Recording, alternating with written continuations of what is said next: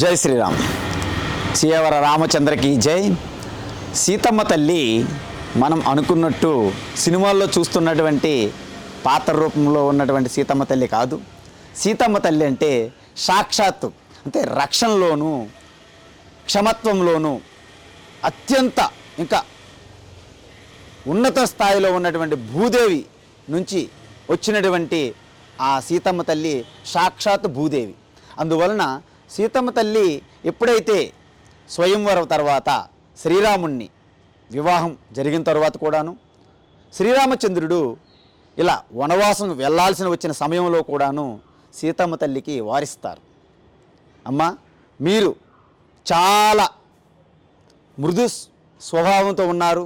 మీరు ఎప్పుడు కూడాను ఆ యొక్క రాజ్యంలో ఉన్నటువంటి ఆ జనక అంటే మిథిలా నగరంలో ఉండి మీరు అనేక ఇటువంటి కష్టమైనటువంటి ఇటువంటి క్లిష్టతరమైనటువంటి వాతావరణంలో కానీ ఈ సమాజంలో మీరు ఎక్కువగా లేరు. ఈ వనవాసంలో అంటే సాక్షాత్తు అడవిలో మీరు నడవడం జీవించడం చాలా కష్టమైనటువంటి జీవనం. కాబట్టి మీరు ఈ రాజ్యంలోనే ఉండండి, మీకు తోడుగా మీకు రక్షణగా అందరూ ఉంటారు అని వారించినప్పటికీ సీతమ్మ తల్లి ఒకటి అన్నారు. ఏంటంటే, ఎక్కడైతే రామ ఉంటే అడవిలోనైనా ఆ అడవి నాకు స్వర్గం లాంటిది. ఎక్కడైతే రామ లేకుంటే అది గొప్ప ప్యాలెస్ అయినా బంగ్లా అయినా హంసతూలిక పానుపులైనప్పుడు కూడాను అవి నాకు ముళ్ళతో సమానము, అడవితో సమానము అని చెప్పారు. అంటే రాముని లేని జీవితము వ్యర్థము, ఇక రాముని లేని జీవితం అనేది ఇక నేను బ్రతకడం కూడాను సాధ్యం కాదని చెప్పారు. అంటే దాన్ని బట్టి మనకి ఏమర్థమవుతుందంటే శ్రీరామచంద్రుని కేవలం భర్తగా కాదు, శ్రీరామచంద్రుని తన ఆత్మస్వరూపంగా భావించినటువంటి ఒక గొప్ప పతివ్రత స్త్రీ శక్తి మహిళా శిరోమణి సీతమ్మ తల్లి. సో అదేవిధంగా సీతమ్మ తల్లి ఎప్పుడు కూడాను లక్ష్మణ భరత శత్రుఘ్నులకి అంటే భర్త తమ్ములుగా కాకుండా సొంతంగా తన యొక్క సంతానంగా భావించారు. కాబట్టి ఆ అమ్మగారి పాదములు ప్రతిరోజు నమస్కారం పెట్టుకొని ఉండిన రోజు లేదని లక్ష్మణస్వామి గురించి చెప్తారు. సో లక్ష్మణస్వామి ఏంటంటే ప్రతిరోజు కూడాను సీతమ్మ తల్లి పాదములు చూసి నమస్కారం పెట్టుకోవడమే తప్ప ఆ అమ్మవారి యొక్క ముఖ భాగం ఇంతవరకు చూడలేదని చెప్పారు ఒకసారి. ఎందుకంటే అది మనకి ఈ సందర్భం ఎప్పుడు వస్తుంది, రావణాసురుడు సీతమ్మ తల్లికి అపహరించేటప్పుడు అమ్మవారి యొక్క నగలు ఆభరణాలు అన్నీ కింద పడవేసినప్పుడు అవి కిష్కింధలో దొరుకుతుంటాయి.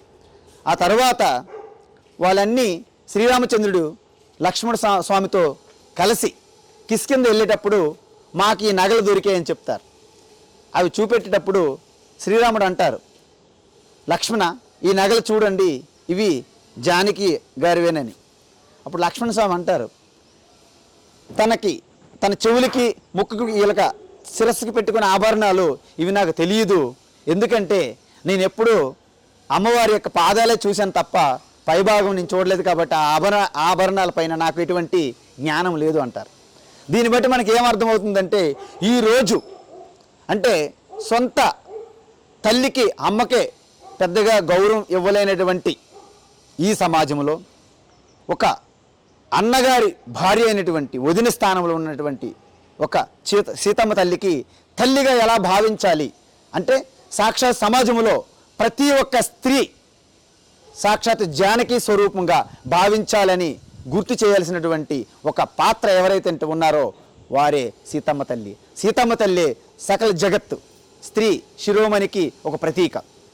అదేవిధంగా సీతమ్మ తల్లి తన జీవుని స్థానంలో ఉండి పరమాత్మని ఒక్కసారి విస్మరించి ఈ సమాజంలో ఉన్నటువంటి ఆకర్షణీయమైనటువంటి ఈ యొక్క సంసారంపై వ్యామోహం పడినప్పుడు తను బంగారు లేడిని కోరుకునేటప్పుడు తన హృదయస్థములో ఉన్న శ్రీరాముని విస్మరించడం జరిగింది ఒక క్షణం పాటు.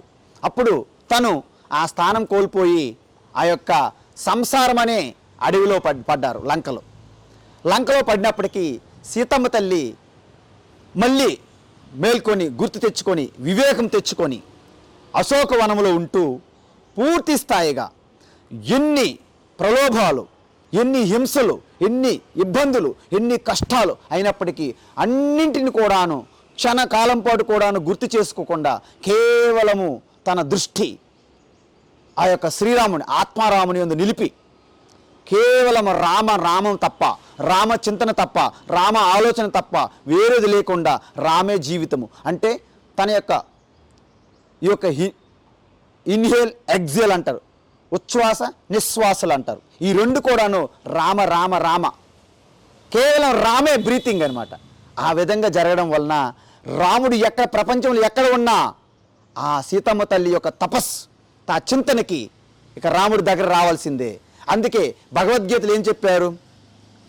అపిచేత్సు దురాచార భజతే మామనన్యబాక్ సాధురేవ సమంతవ్య సమ్యక్ వ్యవసితో హి సహ అన్నారు. అంటే తను చేసినటువంటి తప్పుని వెంటనే తెలుసుకొని కేవలం రామ అని మళ్ళీ పట్టుకోవడం వలన మళ్ళీ రాముడు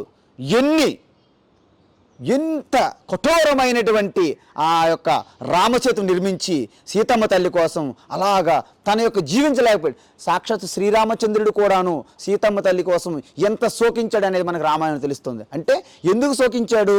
అక్కడ రామ అనేది రాముడు బయట లేడు, వాస్తవానికి సీతమ్మ తల్లి తన యొక్క తపస్సు ద్వారా బంధించబడినాడు. కాబట్టి ఈ విధంగా సీతమ్మ తల్లి అప్పటికి కూడాను రావణ్ణి హతమార్చిన తరువాత ఒక ఏడాది పాటు లంకలో ఉండడం వలన శ్రీరామచంద్రుడు సీతమ్మ తల్లి వైపు తన యొక్క అంటే ఒక రకమైనటువంటి బాధతో చూడడం వలన సీతమ్మ తల్లి స్వయంగా తన యొక్క పవిత్రతను నిరూపించుకోవడానికి సాక్షాత్తు పంచభూతములను అగ్నిదేవుడు సాక్షిగా అగ్ని ప్రవేశం తన స్వయంగా చేశారు. ఎంతోమంది వారించినప్పటికీ సీతమ్మ తల్లి స్వయంగా, ఎందుకంటే తన పునీతును, తన నిత్య పావని కాబట్టి సీతమ్మ తల్లి స్వయంగా అగ్ని ప్రవేశం చేశారు. కాబట్టి సాక్షాత్ అగ్నిదేవుడు కూడాను సీతమ్మ తల్లికి అంత శుభ్రంగా భద్రతతో మళ్ళీ పైకి తీసుకొచ్చారు. అంటే సీతమ్మ తల్లి అనేది ఆ యొక్క పతివ్రతే కాకుండా కేవలము ఆ ధైర్యము, ఆ బలము, ఆ జ్ఞానము, ఆ భక్తి, ఆ తపస్సు, ఆ ఓర్మి, ఆ సహనం, ఇవన్నీ కూడాను సాక్షాత్ భూదేవికి ఉన్నటువంటి ప్రతి ఒక్క లక్షణం కూడాను సీతమ్మ తల్లిలో ఉన్నాయి. కాబట్టి సీతమ్మ తల్లిగా ప్రతి ఒక్క స్త్రీ ఉండాలి. కాబట్టి అంటే ఎట్టి సందర్భంలోనూ ఎలాంటి కష్టం వచ్చినా, ఎలాంటి బాధ వచ్చినా, ఎలాంటి పీడ కలిగినా మళ్ళీ ధైర్యంగా నిలబడి మళ్ళీ మన హృదయంలో ఉన్నటువంటి ఆ రామని మనం మర్చిపోకుండా ఆ తపస్సు ద్వారా రాముని పొందినప్పుడు మళ్ళీ మీరు ఆ జానకి మాతలాగా తిరిగి మళ్ళా అయోధ్యలోకి వస్తారు. మీరు అనుకోకుండా ఎటువంటి మీ తప్పిదం వలన, ఎటువంటి ప్రమాదవశాత్తు ఆలస్యం వలన మీరు లంక అనే ఈ సంసారంలో పడినప్పటికీ మళ్ళీ శ్రీరాముడిని శరణు వేడుకొని శ్రీరామునే మీ యొక్క తపస్సుగా భావించుకున్నట్టయితే మళ్ళీ మీరు ఆ లంక నుండి అయోధ్య చేరినట్లే మీరు కూడాను ఈ ఆధ్యాత్మికమైనటువంటి జీవితంలో ఎంతో ఉన్నతమైన స్థితికి వెళ్తారు. కాబట్టి దీని అన్నిటికీ కూడాను సీతమ్మ తల్లి అనేది ఈ సమాజంలో ఉన్న ప్రతి ఒక్క స్త్రీ కూడాను సీతమ్మ తల్లికి ఆదర్శంగా తీసుకోవాలని మీ అందరికీ తెలియజేస్తున్నాను. హరి ఓం తత్సత్.